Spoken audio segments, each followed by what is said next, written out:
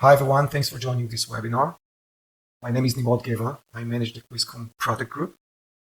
And today's webinar is going to be about how you can implement SharePoint Forms a lot quicker and easier without being a developer or a power user. Oh, and for those of you who are not familiar with KWIZ, we've been developing add-ons and apps for SharePoint since 2005, so it's 16 years now, and we operate from Toronto, Canada. Okay, so there's more than a few form design products in the market. I'm sure most of you are familiar with the Microsoft InfoPath. Microsoft did a serious job, serious facelift on it, and now it's called Power Apps. And I'm taking Power Apps just as an example. Many other form design tools follow the same concept. This looks like a dev studio. There's no way I can tell my marketing manager to start working with it and create forms. You know what? It doesn't have to be a marketing manager. Even if you take an experienced SharePoint implementer who knows SharePoint, again, there's no way he can start working with this tool immediately without serious training and without a supporting community. And again, I'm taking Power Apps just as an example. So looking at such dev studios or form design tools, the main problem with creating forms in SharePoint is not really solved.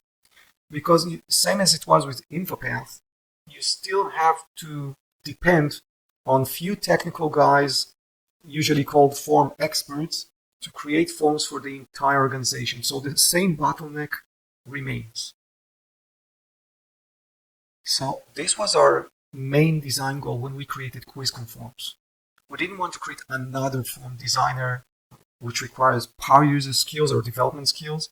We wanted to create something which is not a development studio, enabling non-technical users like site owners to create the forms they need without waiting for form experts to implement forms for the entire organization. Okay, so before we start the live demo, I just wanted to show you 3 simple examples that demonstrate what I mean when I say KWIZ Forms is not another designer for power users. So looking at the first example, it's very common. The need to dynamically show, hide, or disable fields in your form, depending on the user actions in the form and depending on who the user is. So in Power Apps, you need to write custom code for it. While in KWIZ Forms, you just need to create a logic rule, no coding. So in your rule, you say, I want to hide or disable or show this field in these forms according to some property-based condition. Another example is sometimes you need to dynamically show, hide tabs.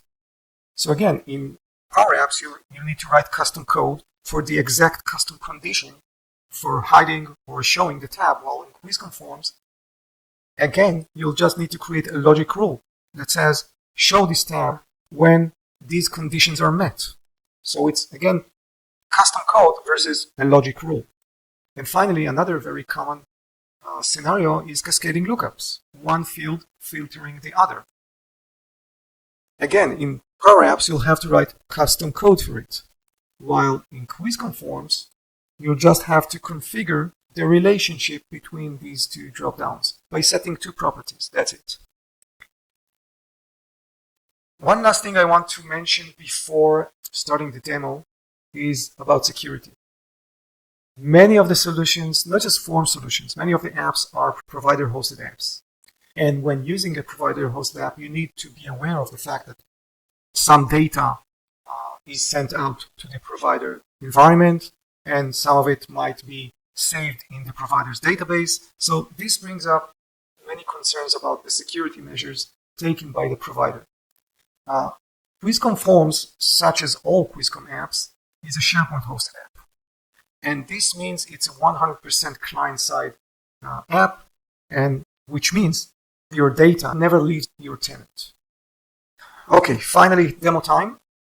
I didn't prepare any fancy pre-designed, pre-configured forms because I personally don't like watching such demos. You can't tell how much time and effort was invested in creating these pre-designed forms. So instead, what I'm going to do is show you the real user experience when creating forms from scratch. So you'll be able to see the real difference between QuizCon Forms and other form design tools. So I took a very common scenario, the sales date form, and I'm going to enhance it step by step. Okay, so I'm going to start customizing my form layout. Things I want you to notice. First of all, the UI is based on Microsoft Fluent UI. So you'll see I don't need to decide how many columns I have in my form, or I don't need to mess with pixels. Everything is done for me, everything is fluent. And the second thing you'll see, I have one design for desktop and for mobile. I do not need to decide on a target device like other solutions. So I'll start with the regular form, and I would like to have something like this, a multi-tab form and also a multi-column form, where I decide exactly where my fields appear and their size and so on. And I will also want to have some tabs appear dynamically, depending on user actions in the form. And finally, I would like to change the styles as well. So let's get started. Okay, let's go to our list. This is our lead tracker. Let's click the new item and see that we have the out-of-the-box new item form, quite a long one. And first thing I need to do when I want to switch to QuizCon Forms is to activate the QuizCon apps in this list. So I'm clicking the QuizCon apps button in the toolbar.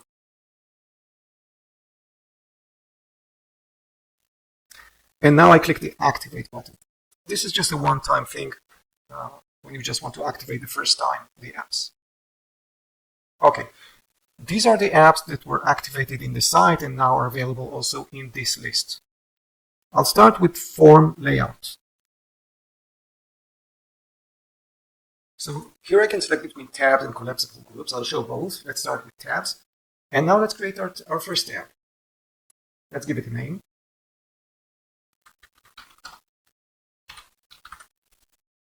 And let's start adding our fields to the layout. So I'm adding a row. I'm selecting the account field. And now I want to add a second field called account details. I can add it below. Account context field. And I'm deleting it. I can also add it in the same row, just by adding another field. And I can add additional fields. So I don't have to decide right from the beginning how many columns I want. This is totally flexible. And also, maybe I want the account field to be wider than the account contact field. So I just click grow. And now it's twice as wide as the account contact. Or I shrink it back to its original size. So everything is flexible. I don't have to mess with columns or with pixels. I just add my fields. Let's add another row and add some additional fields. I want to have below the account contact some additional fields that contain the selected contacts data. So I want to have an empty field below the account. And here I want to have the contact's email and also the contact's phone. And let's have them appear right below the account contact. That's it. I'm clicking apply. And let's add one more tab. This one is called lead details. And let's add some fields here. This one will have word fields.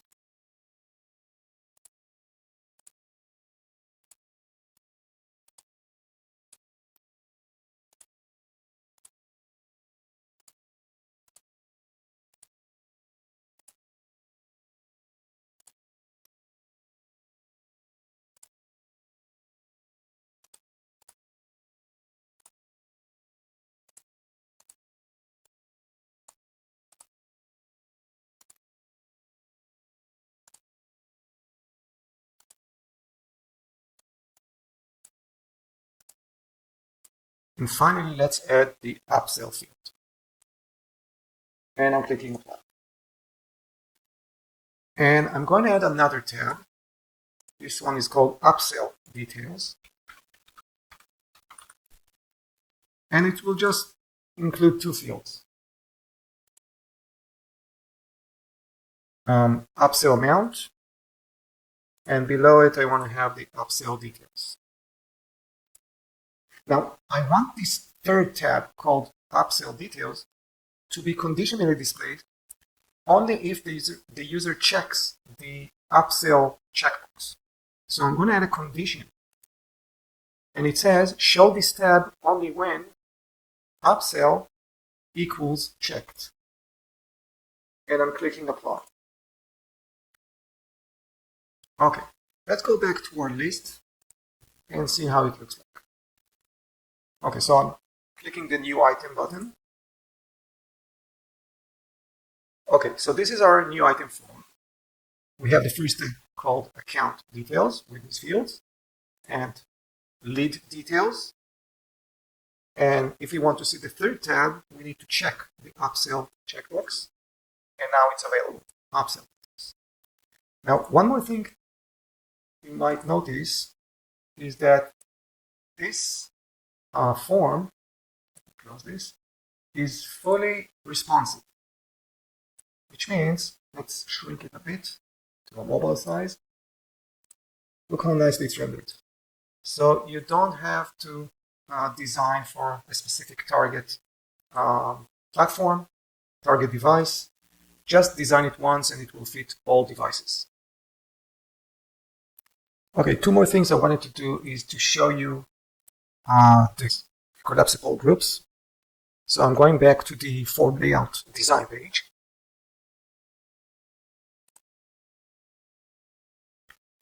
And here I'm simply changing from tabs to collapsible groups. And I'm clicking Save. Going back to my form and refresh. Okay, so these are the collapsible groups. And of course, again, the UI is fully responsive. Let's get back to tabs.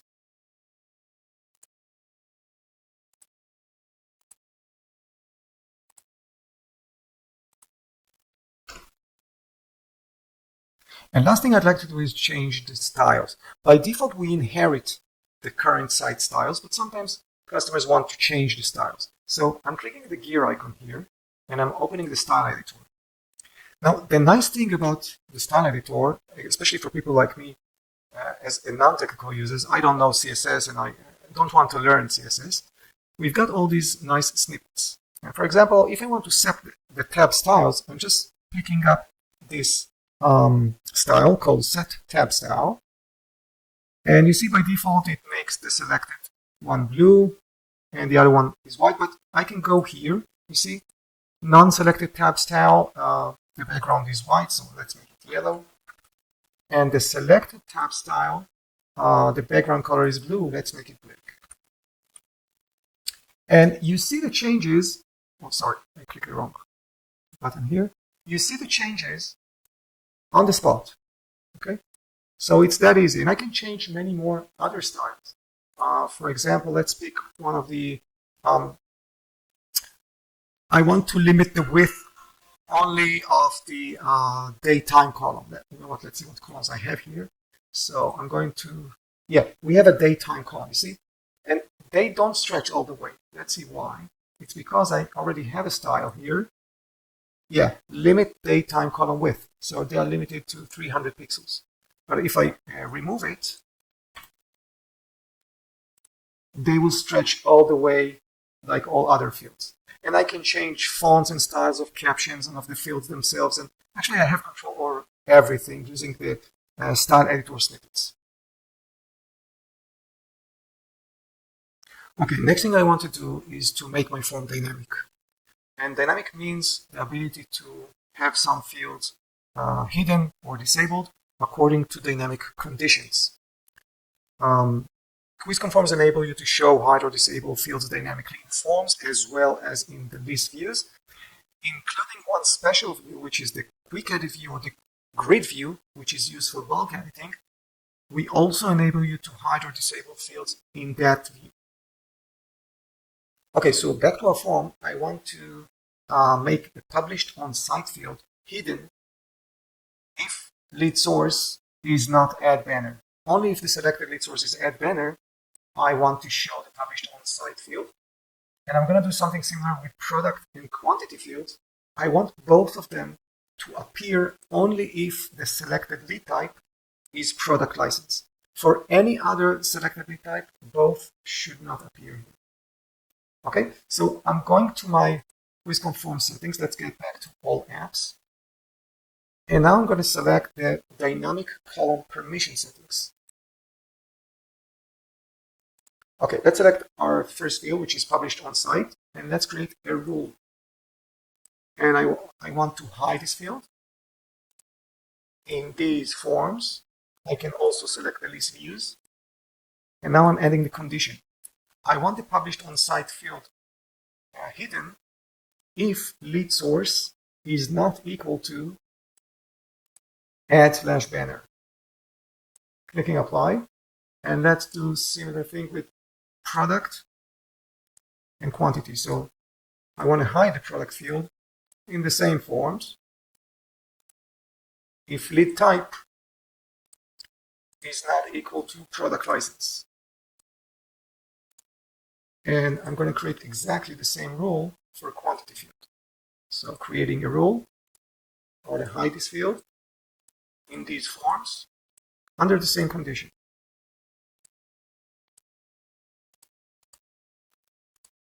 Now, currently the condition is very simple, but I can make complex conditions with and/or operator between them.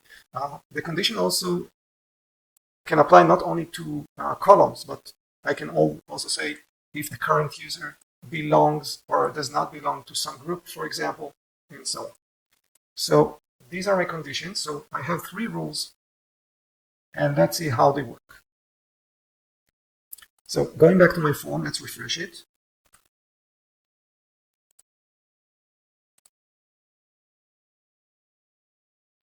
Okay, so let's go to lead details tab, and you see now that the 3 fields that I used to have here are now missing. Let's select the lead source add/banner value, and now I see the published on site field. For any other value, it's gone. And same here, let's select product license lead type, and now I see the product and quantity field. For any other value, they're gone. So no need for code or no complex formulas. It's just all about configuring logic rules, which are very simple. Next feature I'd like to show you very quickly is the dynamic field validations feature, which enables you to validate form fields. SharePoint has field validation capabilities, basic ones such as validating mandatory fields, or when validating numeric fields, validating minimum and maximum values. You can also do more validations, but by using formulas, which is a bit too technical. So again, like previous features I showed you, we enable you to create complex validation rules by just creating logic rules without any knowledge of formulas. So I'll just show you some examples, some quick examples. If I want to validate that the end date is later than start date in a form, which is a very basic validation rule, doing it with Power Apps will require you to do some coding on the onSelect event, which is, again, way beyond business users' skills. While in KWIZ Conforms, like you saw in the previous features, it's all about creating a validation rule with or without conditions. So let's see how this works. Going back to my form, I have here a due date for my lead and next follow-up, which is when I should follow up on the lead. And of course, the next follow-up should be before the lead's due date. Like, let's say I expect this lead to become approved by a customer in a month. So it's reasonable that I should do a follow-up on it next week.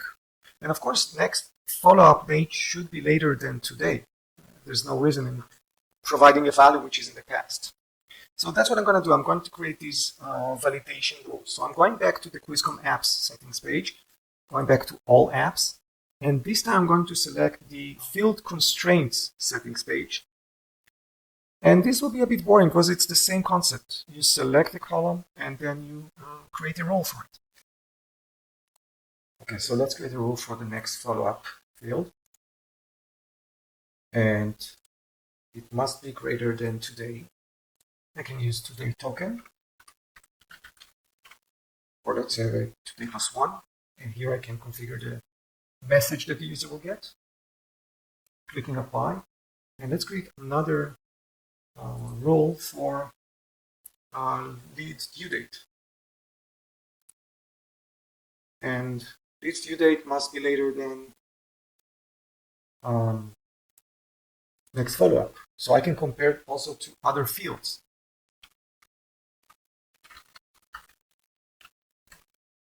And let's customize the message bit. Due date must be later than next follow-up field value.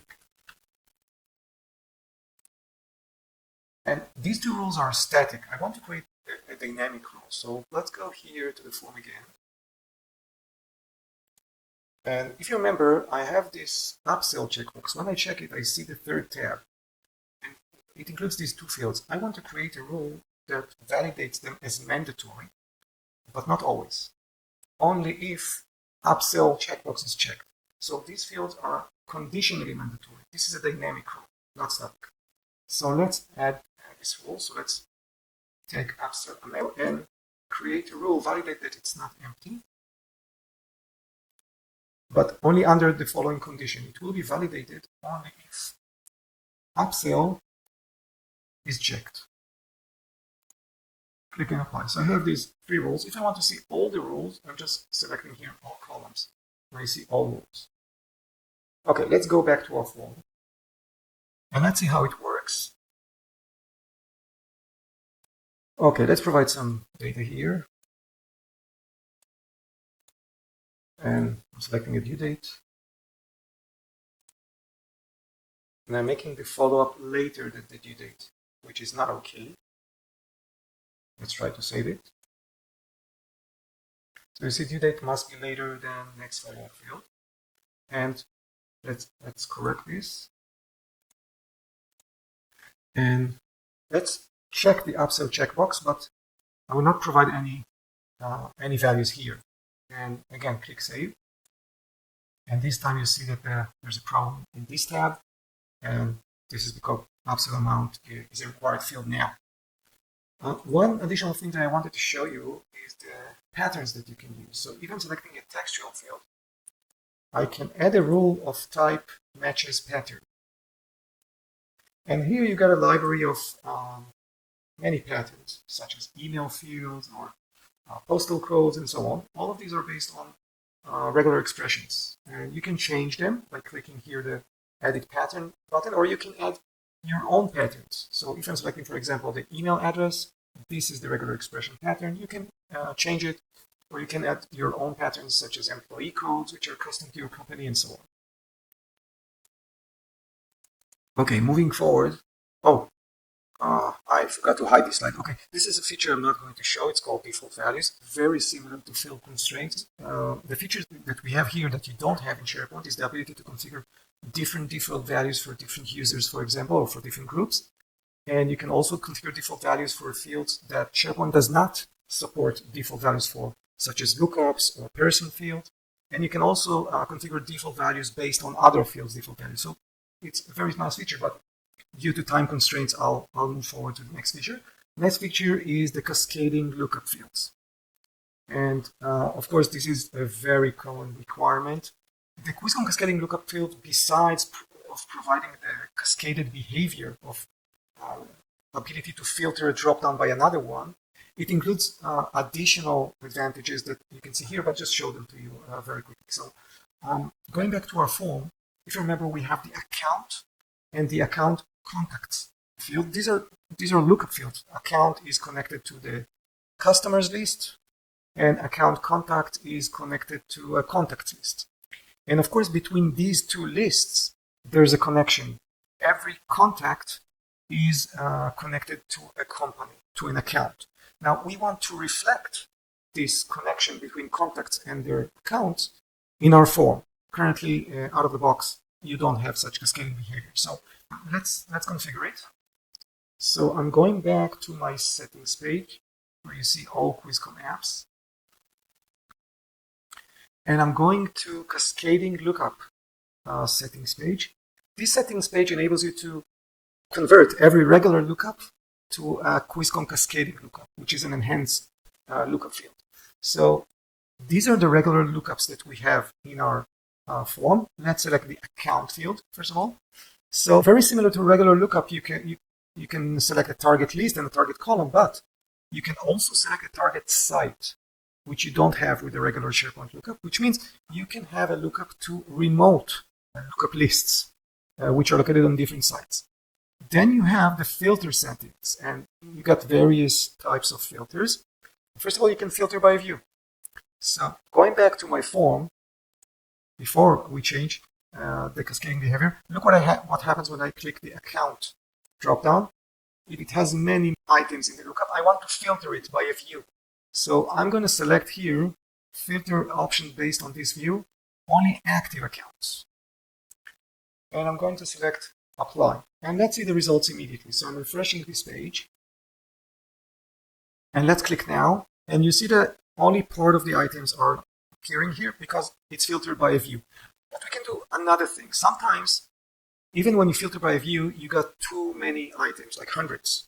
And many times you would like to filter it by additional columns from the remote lookup list. So you can do it by choosing this option, show filter columns from the target list. So I want to filter my accounts by another column in that list, which is called account manager. And let's click apply, and again refresh to see the result. So you see now there's a filter above my lookup, which enables me, for example, to see only Robin's accounts. So this way we allow end users to filter the lookup as they need. Okay, now let's go and configure the account contacts. I want to make it cascading, like filtered by the selected account. So I'm going back to my settings page. And let's select account contacts. And this time I want to filter it by another column in this list. And the column is account. I want to filter the account contacts by the account column. So I'm selecting here the account. And then I need to tell it according to which field in the context list, which field I'm comparing to do this filtering. So I'm comparing account to the customer lookup field, which is in the contacts list. One more thing that I'd like to do, I'd like to allow the users to add new contacts in case they're missing. Clicking apply, let's see the result. So you see now, when I click the account contact, it's empty because I didn't select any account. So let's select an account. And now this list is filtered by the account. Let's select another account. And you see the relevant contacts. Okay. Now you also see the add contact, the link that I added here. This enables me to add a contact to the remote contacts list directly from here without having to leave this form and go to the contacts list. So this is another optional enhancement. Okay, moving forward. Oh, I forgot to hide this slide. Okay, this is a feature I'm not going to show. It's called default values. Very similar to field constraints. You can configure default values. The features that we have here that you don't have in SharePoint is the ability to configure different default values for different users, for example, or for different groups. And you can also configure default values for fields that SharePoint does not support default values for, such as lookups or person field. And you can also configure default values based on other fields' default values. So it's a very nice feature, but due to time constraints, I'll move forward to the next feature. Next feature is the cascading lookup fields. And of course, this is a very common requirement. The KWIZ cascading lookup field, besides providing the cascaded behavior of ability to filter a dropdown by another one, it includes additional advantages that you can see here, but I'll just show them to you very quickly. So going back to our form, if you remember, we have the account and the account contacts field. These are lookup fields. Account is connected to the customers list, and account contact is connected to a contact list. And of course, between these two lists, there's a connection. Every contact is connected to a company, to an account. Now, we want to reflect this connection between contacts and their accounts in our form. Currently, out of the box, you don't have such cascading behavior. So let's configure it. So I'm going back to my settings page where you see all QuizCon apps. And I'm going to cascading lookup settings page. This settings page enables you to convert every regular lookup to a QuizCon cascading lookup, which is an enhanced lookup field. So these are the regular lookups that we have in our form. Let's select the account field, first of all. So very similar to regular lookup, you can select a target list and a target column, but you can also select a target site, which you don't have with the regular SharePoint lookup, which means you can have a lookup to remote lookup lists, which are located on different sites. Then you have the filter settings, and you got various types of filters. First of all, you can filter by view. So going back to my form, before we change the cascading behavior, look what happens when I click the account dropdown. It has many items in the lookup. I want to filter it by a view. So I'm going to select here, filter option based on this view, only active accounts.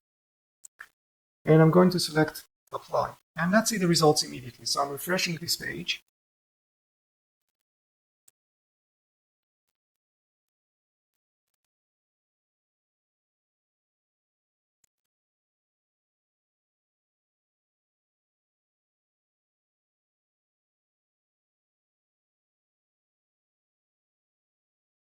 And let's click now. And you see that only part of the items are appearing here because it's filtered by a view.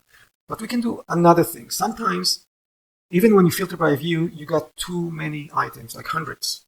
And many times you would like to filter it by additional columns from the remote lookup list. So you can do it by choosing this option, show filter columns from the target list. So I want to filter my accounts by another column in that list, which is called Account Manager. And let's click Apply, and again refresh to see the result.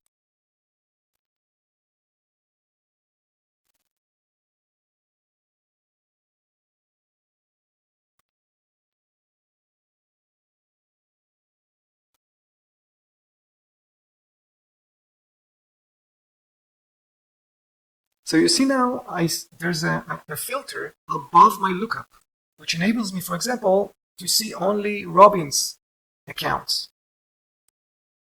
So this way we allow end users to filter the lookup as they need. Okay, now let's go and configure the account contacts. I want to make it cascading, like filtered by the selected account. So I'm going back to my settings page. And let's select account contacts. And this time I'm going to filter it. Let's see if I have no need to filter by view. This time, because I want it to be filtered by another lookup field, by the account lookup field, I want to filter. And this time I want to filter it by another column in this list. And the column is account. I want to filter the account contacts by the account column. So I'm selecting here the account, and then I need to tell it according to which field in the contacts list, which field I'm comparing to do this filtering. So I'm comparing account to the customer lookup field, which is in the contacts list. One more thing that I'd like to do, I'd like to allow the users to add new contacts in case they're missing.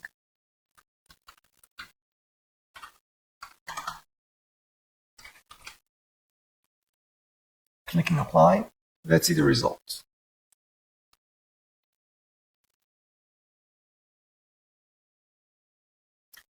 So you see now, when I click the account contact, it's empty because I didn't select any account.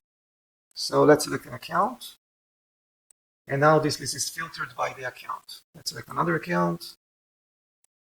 And you see the relevant contacts. Okay. Now you also see the add contact link that I added here. This enables me to add a contact to the remote contacts list directly from here without having to leave this form and go to the contacts list. So this is another optional enhancement. Up until now, you saw how I create dynamic forms without a single line of code. This is how we enable non-technical users to create custom forms, and I still get to other topics of multi-row forms and workflows. But sometimes you need deeper customizations. And same as we provide the capabilities to non-technical users, we also provide an API for developers who wish to do deeper customizations. With that API, we also provide many cool snippets that enable non-technical users like me to enhance these forms with custom code without even understanding how the code does it. Let me show you a quick example. So we got this form, and if you remember, account contact is a lookup column. And this lookup column is connected to the customer contacts list. And I wish that whenever a user selects a contact, to get that contact's email and phone into these two fields. So going to the customer contacts list, this is my lookup list. So you see that I have an email column and phone column, and I wish to retrieve these two columns into these two matching fields in my phone when the user selects the contact. So to do that, I'm opening the script editor. And this is a tool for developers, of course. And it got all documentation, how to use our objects and how to get a handle for the form object and the context and everything. But for non-technical users, you can use these snippets. And the snippet that I would like to use now is called Get Additional Columns from Lookup Item. And I get this header and these lines of code that I don't care about. The only thing I care about is this part. These are the variables that I need to update for the script to run on my form. So basically, I need to just provide my form's field name. So first of all, I need to update the lookup field name. So in my form, the lookup is called account contact. But you have to use the internal name. So to get the internal name, I'm going to the list settings and I'm going to this field, account contact, just to get the real name. And this is the real name that you see here in the URL. So I'm just copying it. And I'm going to provide it here. Next, there's a variable called fields to get. These are the fields that I want to get their values from the target lookup list. So they're called email and phone. So I'm okay. And fields to set, these are the names of the fields that I want to update in my form, which are also called email and phone in this case. So I even don't have to update anything here. I just need to click save. And the form will refresh now. And let's check how it works. So I'm selecting an account and an account contact. And as you see, these two fields are updated. Let's select a different account and a different account contact. And you see they're updated. So it works great, but I would also like to make these fields appear as read-only because there's no sense in allowing the user to update it. So this is very easy also. I'm going to the script editor and I'm picking this sample that says set fields appear read-only. And it's here. And again, all I have to do is update this variable with the real names of my fields, which in this case are the same. So I'm just clicking save. And again, the form needs to refresh to load the new JavaScript code. Okay, so let's see how it works. Okay, now they appear as read-only. To make the form even look better, I would just hide these two fields unless they have some value in them. So this way they will completely appear only when you use an account. Same way you can use the script editor to calculate things or to change button captions, get information from the profile service, and so on. So you can use it really for complicated scenarios. I'll show you another example scenario really quickly. Okay, so I got here another example, which is a purchase order example. Okay, so I have here another type of field, which is called repeating rows. This is for multi-row forms. So see what happens when I select a product, I get the price automatically. And when I change the quantity, the total is computed automatically. And of course, I can add rows, and this is all part of the repeating rows column type, which is part of KWIZ Forms.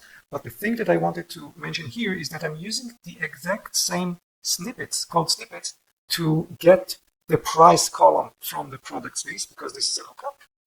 And I use another script to calculate the total and make it appear as read-only calculated field. So it's that easy to create all kind of expense forms, purchase order forms where you need to get additional columns from remote list or from other sources, as well as to calculate totals or other calculations. So this API with the snippets, it opens the door for so many advanced customizations.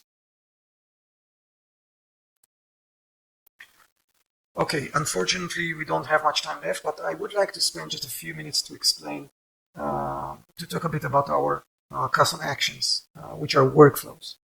And I didn't get to talk about our printing services and multi-row forms in more depth, but just to explain the workflows. So we have two entities related to workflows. They're called activities and custom actions. Activity is a single task that has no context, such as add item, copy item, send an email, get user profile property, or set item permission, all the actions that you see here. You can look at each of these activities as a function. It gets variables, and it may also return a value that you can use in another activity. And they're also reusable. And the next entity is a custom action. Custom action is actually a workflow. It can be triggered either by a user click on a ribbon button or a toolbar button if it's a modern UI, or by an item event such as item added, item deleted, and item updated. Once a custom action is triggered, it triggers a series of activities one by one, where each activity returns a value that can be checked using conditions, and this is the way to create branching. And at the end of the custom action, you can also redirect to a form, to the edit form again, to the view form, or to some URL. Let me show you just quickly an example of custom action. So I'm going back to my lead tracker form. And let's go to the configuration page. Okay, and let's go to our activities here. So I got several activities. First one, let's look at the first one, which is called approve lead. So the type of the activity is update item. And this one updates the current item and sets its status to customer approved. Let's go to another one, which adds an order. This one adds an item to the orders list. The orders list can be in the same site, but it can be on a remote site, unlike the out-of-the-box activities. And here you can see that I'm updating the order with variables. So the activity doesn't know what values it's getting. It's just getting variables, and the binding is done at the level of the workflow, of the custom action. I'll show it in a minute. And the last one is send email. This is also a simple task. You see here I'm using tokens. For example, the recipient, I'm taking it from the assigned to column, and I can use all kind of tokens here. Okay. And here I'm using, this is my message. I can use rich text, including images and formatted text. And you can see that I'm using variables as well as a token. Meaning token is the actual column, where a variable is dynamic variable, which is bound only at the late binding, at the level of the calling custom action, the calling workflow. And let's go now, and I'd like to show you how a custom action looks like. So going to custom actions, I have one custom action. I deactivated it. Let's have a look at it. It's called approved lead. So it's a ribbon button action, and it's triggered when you click this button. And I can also display a confirmation message. So when the user clicks the button, he will get a confirmation message. I can display an icon and so on. And then you see the activities that are triggered. So first of all, it triggers the update the current item. And it sets the status to customer approved. Then it calls the add new item, and it updates the orders list with these values. So you remember in the activity I had variables with percentage, brackets and percentage. Here I bind the value. By clicking the link, I can bind values into these variables. This can be the current item columns or other values, even the site URL or any other hard-coded value that you want. So when you have variable, you bind the values here at the custom action, which calls the activity. And finally, it is sending an email, and here I'm binding the subject. And the bound value is just a fixed string. So this is how it works. When you want to add branching, you can add an activity group. Activity group is a series of activities that run only under some condition. This is how you create branching. Finally, in the custom action level, you can have conditions. Like here. Here I'm showing the button, this approve lead button, only if status is equal to new lead or when status is equal to customer engaged. So this is how a custom action is configured. Okay, so we reached the end of the session. I'd like to mention that there are additional webinar recordings about workflows and other topics in QuizCon Forms and other QuizCon apps. Also, all our apps are available for free trial. Just need to go to our website, follow the instructions, the installation instructions to install the packages on your tenant. The trial versions are fully functional. And of course, if you have any questions or require any assistance, please feel free to contact us at sales@quizcon.com or simply contact me directly at nimrod@quizcon.com. Thank you again, and I hope to see you on our next webinars. Bye-bye.